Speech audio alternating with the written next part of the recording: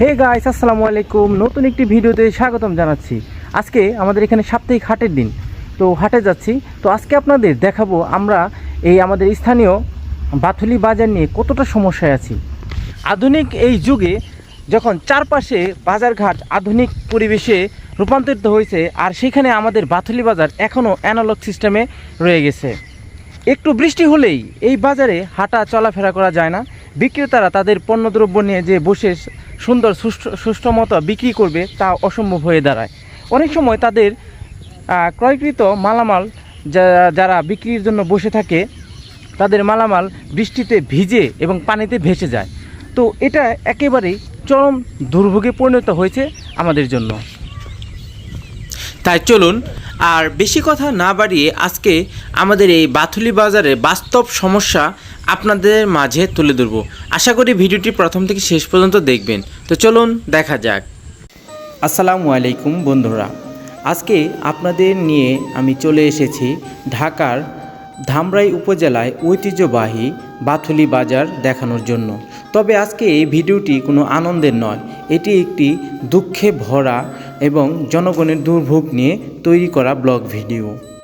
এই বাজারটি ঢাকা আরিচা মহাসড়ক থেকে মাত্র 2 মিনিটের দূরত্বে অবস্থিত। একটু বৃষ্টি হলেই এই বাজারের অবস্থা ভয়াবহ রূপ নিয়ে ফেলে। একটু বৃষ্টিতেই এই বাজারে প্রায় গিরাসমান পানি জমে যায় এবং প্রচুর পরিমাণ কাদা সৃষ্টি হয়। এতে করে জনদুর্ভোগ এত চরমে ওঠে যা বলে শেষ করা যাবে না। তবে সবচেয়ে বিপাকে পড়েন সবজি বিক্রেতা এবং অন্যান্য জিনিস বিক্রেতারা। আপনারা স্ক্রিনে হয়তো দেখতে পাচ্ছেন যে এখানে পানিতে ডুবে আছে তাদের বিভিন্ন ধরনের মালামাল, বিশেষ করে সবজি। অনেক সবজি তো আবার পানিতে ভেসেও চলে গিয়েছে। এই দুর্ভোগ একদিনের নয়, এটি দীর্ঘদিন ধরে বাথুলি বাজারের ক্রেতা বিক্রেতা উভয়ই পোহাচ্ছেন।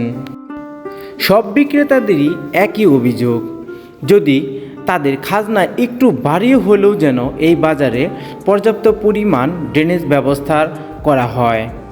শুধু তাই নয়, ড্রেনেজের পাশাপাশি এখানে যেন মাটি ফেলে সমান করে সারিবদ্ধভাবে সুন্দর করে দোকান তৈরি করে দেওয়া হয়। এতে করে ক্রেতা বিক্রেতা উভয়ের জন্য খুবই সুবিধা হবে। এক কথায় বলতে গেলে বিক্রেতারা চাচ্ছেন এখানে সুন্দর করে সারিবদ্ধভাবে দোকান তৈরি করে দিতে হবে এবং মাঝখান দিয়ে রাস্তা রাখতে হবে, যাতে ক্রেতারা সুন্দরভাবে এবং স্বাচ্ছন্দ্যে ক্রয় করতে পারেন। প্রতিটা দোকানে যেন বিদ্যুতের ব্যবস্থাও থাকে, এটাও তারা জোর দাবি জানিয়েছেন। শুধু ড্রেনেজ অর্থাৎ পানি নিষ্কাশন এবং ঘর উঠালেই হবে না, এর পাশাপাশি প্রত্যেকটা ঘরে যেন বিদ্যুৎ সংযোগ দেওয়া হয়। এতে করে বিক্রেতারা বিক্রি করতে করতে যদি রাতও হয়ে যায়, যাতে করে তাদের কোনো সমস্যা না হয়। এছাড়া তাদের অবশিষ্ট মালামাল যাতে তারা এখানে তালাবদ্ধ করে রেখে যেতে পারেন। এক কথায় তারা সবাই চাচ্ছেন আমাদের এই বাথুলি বাজারটি যেন একটি আধুনিক বাজারে পরিণত হয়। আপনারা স্ক্রিনে দেখছেন বিক্রেতারা বসে আছেন তাদের দোকান সাজিয়ে, কিন্তু এই জলাবদ্ধতার কারণে কোনো ক্রেতা নেই। যেহেতু এগুলো সব কাঁচামাল, তাই যদি নির্দিষ্ট সময়ের মধ্যে তারা এগুলা বিক্রি করতে না পারে, তাহলে তারা আর্থিকভাবে ক্ষতিগ্রস্ত হবেন। তবে এখানে উল্লেখ্য যে এই বাজারের সাথে লাগোয়া রয়েছে স্থানীয় ইউনিয়ন পরিষদ। তবে অনেকে বলার চেষ্টা করেছেন, যদি আমাদের সম্মানিত চেয়ারম্যান মহোদয় যদি একটু সুদৃষ্টি দিতেন এই বাজারের দিকে, তাহলে হয়তোবা আমাদের এই বাজারটি সুন্দর হয়ে যেত এবং আধুনিক বাজারে পরিণত হতো। আপনারা যারা অনেকে ভিডিওটি দেখবেন, তারা হয়তোবা অতটা উপলব্ধি করতে নাও পারেন, যদি না আপনি বৃষ্টির মধ্যে এই বাজারে বাজার করে না থাকেন। এক হাতে বাজারের ব্যাগ, এক হাতে ছাতা এবং আরেক দিকে আপনাকে সামলাতে হবে আপনার প্যান্ট, কেননা এখানে যেহেতু প্রচুর পরিমাণ পানি এবং কাদা, অর্থাৎ আপনাকে 3 দিক থেকে আপনাকে ব্যালেন্স রক্ষা করতে হবে। ভিডিওটা আপনারা ভালো করে লক্ষ্য করুন, লক্ষ্য করলে দেখতে পাবেন দোকানের লোকগুলো কত কষ্টে একেবারে থুবিয়ে তাদের জিনিসপত্র নিয়ে বসে আছে, কেননা প্রত্যেকেরই এই জিনিসগুলা যদি নষ্ট হয়ে যায় তাহলে তারা বড় ধরনের আর্থিক ক্ষতির সম্মুখীন হবেন। তাই তারা অনেক কষ্টে তাদের মালামাল বাঁচানোর চেষ্টা করছেন, কেননা প্রত্যেকের দোকানের সামনে দিয়েই অনেক পানি এবং বৃষ্টির ছিটেফোঁটা মালামালের মধ্যে চলে আসছে। তবে যারা কাঁচা সবজি বিক্রি করছেন তারা যদিও ঝামেলায় পড়েছেন, কিন্তু তাদের সবজি হয়তোবা এত দ্রুত নষ্ট হবে না। কিন্তু পক্ষান্তরে যারা আলু এবং পেঁয়াজ এবং আদা রসুন মশলা জাতীয় এই জিনিসগুলো বিক্রি করছেন তারা পড়েছেন সবচেয়ে বিপাকে, কেননা এই সমস্ত জিনিসগুলোর মধ্যে যদি পানির ছিটাফোঁটা লেগে যায় তাহলে এই জিনিসগুলো অতি দ্রুত পচে যাওয়া শুরু করে।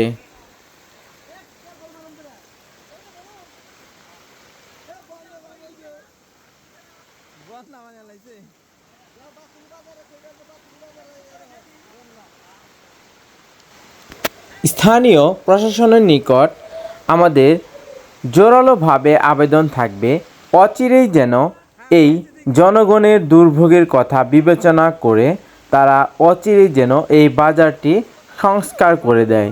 এতে করে জনগণের দুর্ভোগ কিছুটা হলেও লাঘব হবে।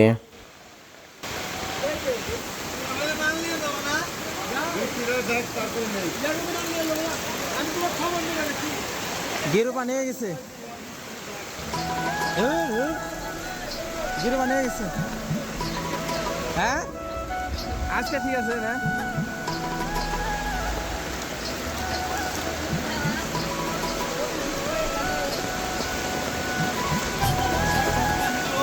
নেমো নে পারে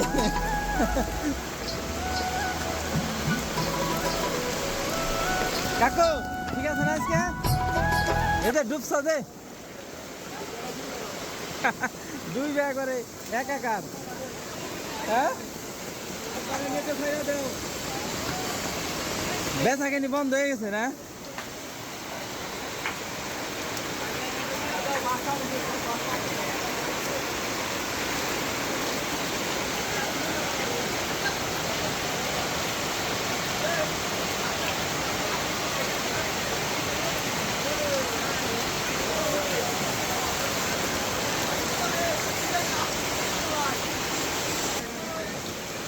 এই দেখ ভাই বলছি আমি মিলন না। হ্যাঁ না